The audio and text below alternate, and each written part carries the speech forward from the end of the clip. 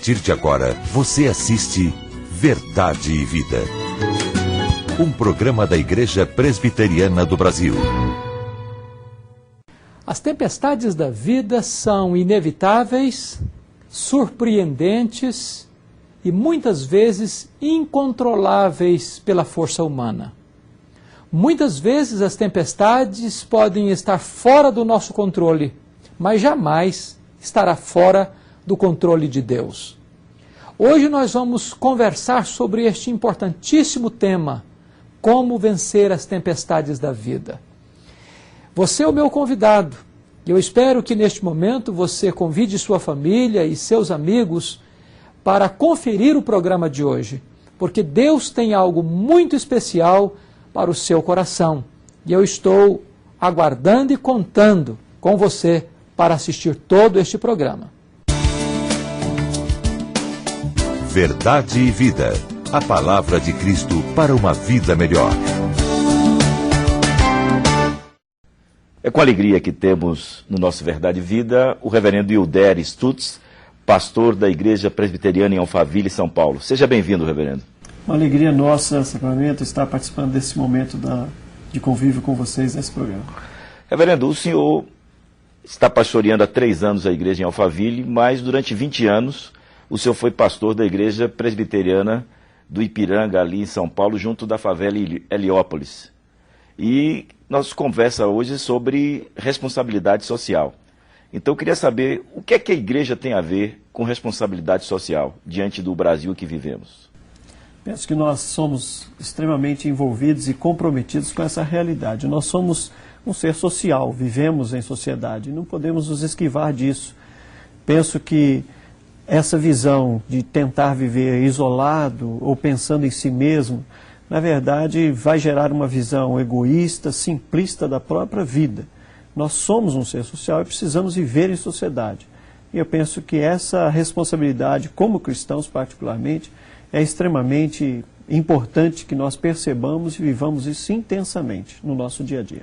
O senhor está pastoreando hoje uma igreja composta de membros da classe A e B, certo? E eu queria, qual o compromisso da igreja também com essa classe? Muitas vezes a gente analisa a questão de responsabilidade social por um aspecto, mas eu queria também ver, a igreja tem responsabilidade com a classe A e B? Também tem responsabilidade. As carências humanas são todas iguais, nós podemos vesti-la de roupagens diferentes, mas as carências do ser humano são exatamente iguais. Carência de vida, carência de qualidade de relacionamentos, carência de necessidades afetivas, de qualidade de vida no relacionamento social, no trabalho, no dia a dia. Isso são inerentes a todos os seres humanos, independentemente da classe social. O que nós temos procurado desenvolver nesses últimos 3 anos, participando da Igreja Presbiteriana em Alphaville, é uma consciência de compaixão diante da necessidade do outro.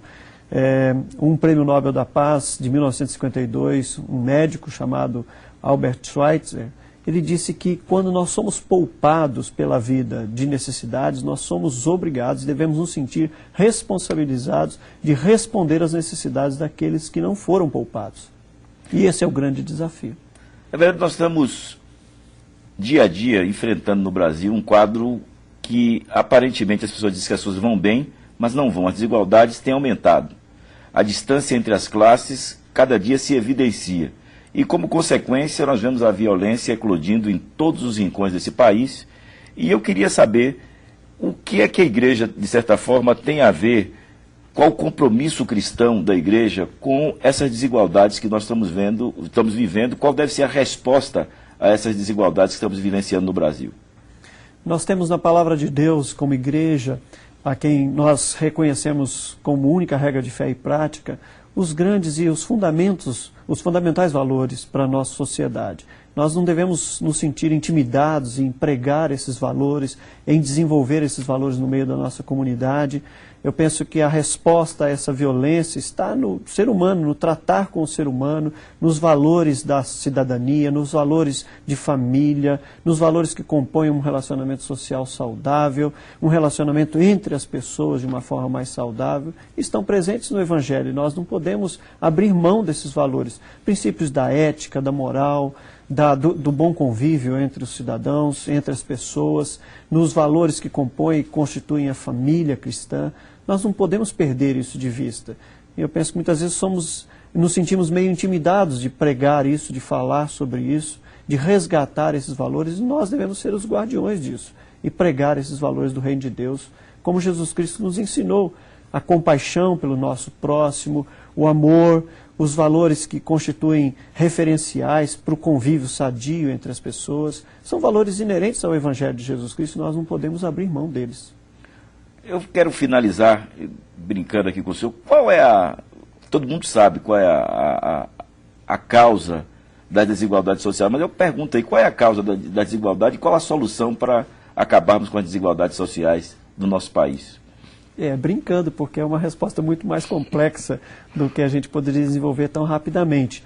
Mas eu penso que se nós resgatarmos o valor do ser humano, vendo-nos a nós mesmos, sabendo quem somos e aquilo que nós podemos contribuir com as pessoas que estão ao nosso redor, nós não podemos nos iludir de que o problema da violência está única e exclusivamente com aspectos econômicos, financeiros, nessa distribuição de renda, mas também passa por aí.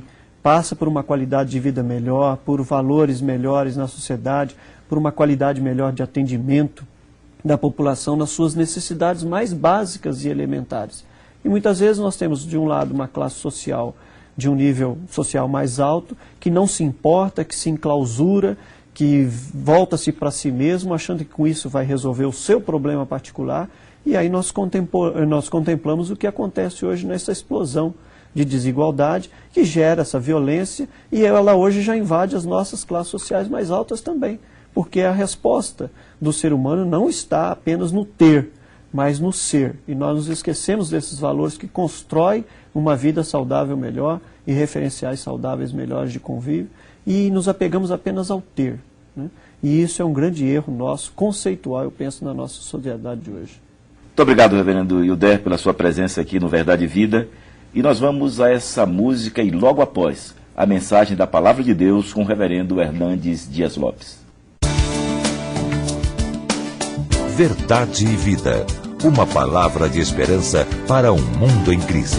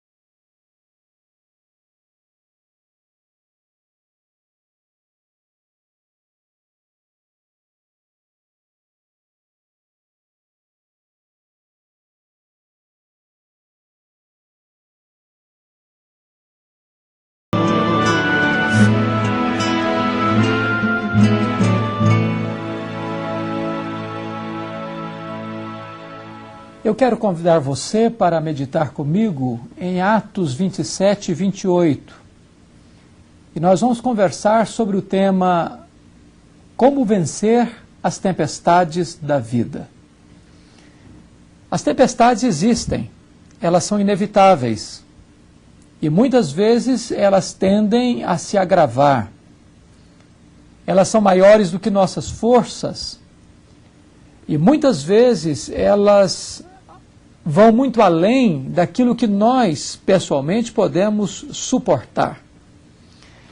Esta viagem de Paulo a Roma não é apenas um registro histórico. Esta viagem encerra algumas lições muito importantes e alguns princípios muito importantes de como você pode enfrentar as lutas e as tempestades da sua vida e triunfar. A primeira coisa que nós aprendemos aqui é que para vencermos as tempestades da vida, nós precisamos aprender a ler as placas de sinalização. Quando a viagem estava para ser iniciada, o apóstolo Paulo recomendou ao capitão do navio para não saírem. Mas diz o texto bíblico que, a despeito da advertência, o capitão não ouviu a voz de Paulo. E diz o texto ainda que a maioria daquelas pessoas que estavam no navio chegaram à conclusão de que eles deveriam sair. Eles não deveriam atentar para as palavras de Paulo.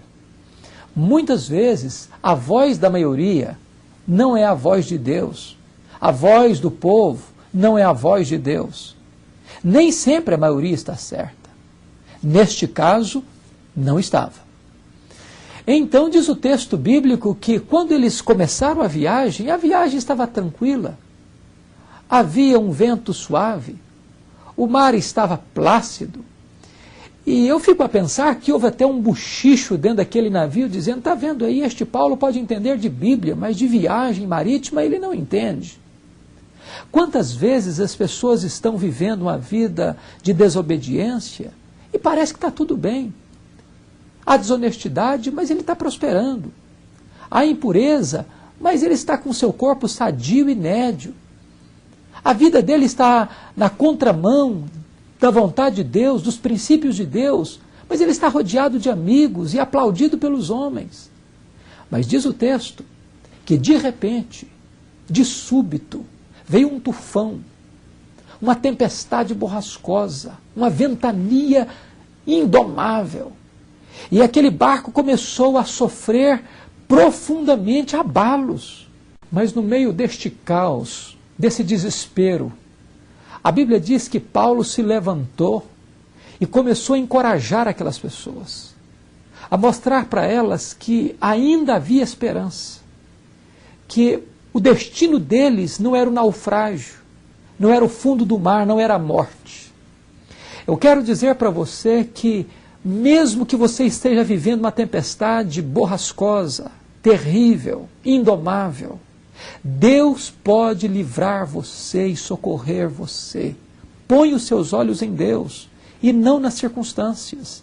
Não olhe para a bravura do mar, olhe para a grandeza de Deus. Deus pode tirar você deste buraco existencial em que você se encontra. Deus pode tirar a sua alma deste cárcere em que você está. Diz o texto que Paulo recomenda àqueles homens a lançar 4 âncoras, porque o barco estava sendo açoitado pela fúria das ondas.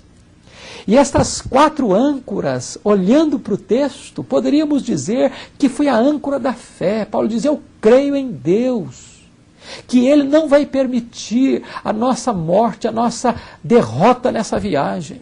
Segundo, a segunda âncora foi a âncora da adoração. Paulo, no meio daquela situação caótica e desesperadora, ele agradece a Deus, ele adora a Deus e parte o pão e distribui o pão para aqueles homens que havia 14 dias que não se alimentavam, entregues ao desânimo e ao desespero. Você adora a Deus não quando as coisas estão tranquilas e serenas. Você louva a Deus não porque o problema foi resolvido, você louva a Deus para resolver o problema. O louvor não é apenas consequência da vitória, O louvor é a causa da vitória. A terceira âncora que Paulo nos ensina aqui, que foi lançada, é a âncora da oração. Diz o texto que eles começaram a orar para que rompesse o dia. Você já orou para romper o dia alguma vez? Eu quero dizer para você que o dia rompe, você orando ou não orando, ele rompe assim mesmo. Mas há algumas vezes que nós precisamos orar para o dia romper. Porque há noites longas, há noites escuras, há noites tenebrosas, em que a nossa alma está de luto, em que o nosso coração está amassado pelas circunstâncias adversas. Nessas horas é preciso orar para que chegue luz, para que haja um tempo de cura, de restauração para a nossa vida. E diz o texto que quando amanheceu aquele dia, eles avistaram a enseada, eles avistaram a terra, e com a luz do dia chegou também a solução. Mas a quarta âncora é a âncora da certeza. Paulo diz nesse texto, é necessário que vamos dar a uma ilha. Há algumas coisas que são necessárias na vida. Algumas coisas que são necessárias não porque nós as agendamos, mas porque a providência de Deus as estabeleceu. Aquela viagem turbulenta podia não estar no cronograma daqueles homens, mas estava na agenda de Deus. Porque Deus pode transformar até mesmo as nossas tragédias em triunfo. Deus pode transformar os nossos vales áridos em verdadeiros mananciais. E diz o texto, então, que eles chegaram em terra firme. O navio se despedaçou. Alguns chegaram em terra firme, através de boias, em tábuas do navio que se desintegrou pela fúria das ondas. Outros chegaram nadando. O certo é que nenhum daqueles homens pereceu. Todos chegaram em terra firme e chegaram na ilha de Malta. Eram bárbaros, não falavam o grego. Mas aqueles bárbaros trataram aqueles tripulantes e aqueles prisioneiros com singular humanidade, porque estava frio e estava chovendo. Então fizeram uma fogueira para que aquelas pessoas transidas de frio e molhadas pudessem se aquecer. E é um fato curioso, é que a única pessoa que se preocupou em manter aquele fogo aceso foi o apóstolo Paulo. O que ele fez? Ele foi catar alguns gravetos para alimentar aquelas chamas e para trazer combustível para aquele fogo. Eu quero dizer para você que você precisa também catar os seus gravetos. Você não pode deixar esta chama que aquece o seu peito apagar. Você precisa aquecer o seu casamento. Você precisa aquecer a sua vida profissional. Você precisa aquecer a sua vida espiritual. Você precisa catar também os seus gravetos. Mas há um ponto importante ainda que eu quero frisar. Quando Paulo estava jogando aqueles gravetos na fogueira, diz a Bíblia que uma víbora sai de lá do fogo e agarra-se na mão de Paulo. E os malteses logo falaram, este homem é um assassino, porque tendo se livrado do mar, a justiça implacavelmente não o perdoa. E aqui acontece um fato curioso. Sempre que você busca aquecer o seu coração, as víboras podem se levantar para atacar você. E aqui eu quero frisar algumas coisas importantíssimas para a sua vida. O meu desejo é que agora você escute 4 promessas de Deus, se você está vivendo essa situação. A primeira promessa de Deus é que Deus vai levantar gente que você nunca viu, que você não conhece, para socorrer você na hora da sua necessidade. Quando aqueles homens chegaram em Malta, eles nunca tinham estado ali, os malteses não os conheciam, mas os malteses trataram a todos eles com humanidade e com generosidade. Deus pode levantar alguém que você não sabe quem é, distante de você, talvez de uma outra nação, de um outro país, para socorrer você na hora da sua necessidade. Quando eu estava fazendo o meu doutorado nos Estados Unidos, eu precisei de suporte no meu orçamento. E eu não queria ser mais pesado à igreja brasileira. Naquele momento eu dobrei meus joelhos e clamei a Deus.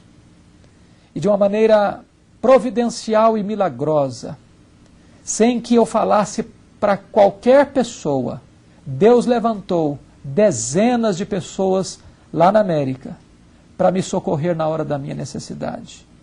Experimentei de maneira linda e maravilhosa o cuidado de Deus. Porque Deus sabe quem é você. Deus sabe aonde você está. Deus sabe qual é a sua necessidade. E Deus é poderoso para levantar gente que você nunca viu para socorrer você na hora da sua necessidade. Segunda promessa que esse texto nos mostra é que Deus é poderoso para livrar você daquelas circunstâncias que humanamente são impossíveis você se reerguer. Quando Paulo foi mordido por aquela víbora, os malteses disseram, está morto. Ele vai cair, ele vai inchar. Era um veneno letal. Eu quero dizer para você que a Bíblia nos informa que o veneno daquela víbora não teve o poder de matar Paulo, porque Deus o socorreu, porque Deus o livrou, porque Deus estendeu-lhe a sua onipotente mão, porque o projeto de Deus na vida de Paulo ainda não tinha concluído e terminado. Era a vontade de Deus que Paulo fosse para Roma. Era projeto de Paulo ir para Roma. E ninguém pode frustrar os desígnios de Deus. A sua vida está nas mãos de Deus. Deus é poderoso para livrar você, para socorrer você, para estender-lhe a mão na hora da sua aflição mais profunda e mais agônica. Mas há uma terceira promessa aqui maravilhosa. É que quando você anda com Deus, Deus vai fazer com que os seus críticos mudem de opinião a seu respeito. Os bárbaros disseram, este homem é um assassino. A justiça não o deixa viver. Precipitadamente fizeram um juízo do apóstolo Paulo. Rotularam-no como um assassino. Mas Deus livrou Paulo. E Deus fez com que os críticos de Paulo mudassem de opinião a seu respeito. Talvez você tenha sido vítima de muitas críticas. Talvez pessoas tenham rotulado você, colocado marcas e tatuagens em você. Mas se você andar com Deus, se você cuidar da sua piedade, Deus cuidará da sua reputação. E aqueles que lançaram setas venenosas contra você, terão que vir a você e reconhecer que você é um servo de Deus e vão mudar de opinião a seu respeito. Mas há uma quarta promessa aqui maravilhosa. É que a ilha do seu naufrágio vai se transformar na terra das suas oportunidades. Quando Paulo disse, é necessário que vamos dar uma ilha, ele disse isso pela fé. Mas agora ele sabe que não foi o naufrágio, que não foi o vendaval, que não foi a fúria do mar que o empurrou para a ilha de Malta, mas foi a mão da providência de Deus. Porque quando ele estava em Malta, o pai do prefeito daquela ilha ficou doente e Paulo foi chamado para orar por ele e ele foi curado. E os demais enfermos vieram e foram curados pela oração de Paulo. E então, depreende-se disto, que foi o próprio Deus quem levou Paulo a Malta para que ele fosse uma bênção ali. Quantas vezes você já murmurou, você já reclamou, você já ficou inconformado porque situações fugiram do seu controle? Você foi para um lugar que você não queria ir. Você está no emprego que não gostaria de estar. Você está estudando numa escola que não gostaria de estar ali. Quantas vezes você está até numa família que não gostaria de estar. Mas eu quero dizer para você, Deus tem um plano nisso. Você pode pensar que o lugar onde você está é a ilha do seu fracasso, a ilha do seu naufrágio, mas não, esta é a terra da sua oportunidade. Meu desejo é que Deus aplique esta mensagem no seu coração, que você entenda que Deus está no controle. Talvez você esteja agora enfrentando uma tempestade. Talvez essa tempestade fugiu do seu controle, mas não fugiu do controle de Deus. Põe os seus olhos em Deus e não nas circunstâncias, e você também poderá experimentar um milagre do livramento de Deus na sua vida. Que Deus te abençoe, em nome de Jesus. Verdade e Vida, mostrando o caminho do perdão e da vida eterna. Eu sou o caminho, e a verdade e a vida.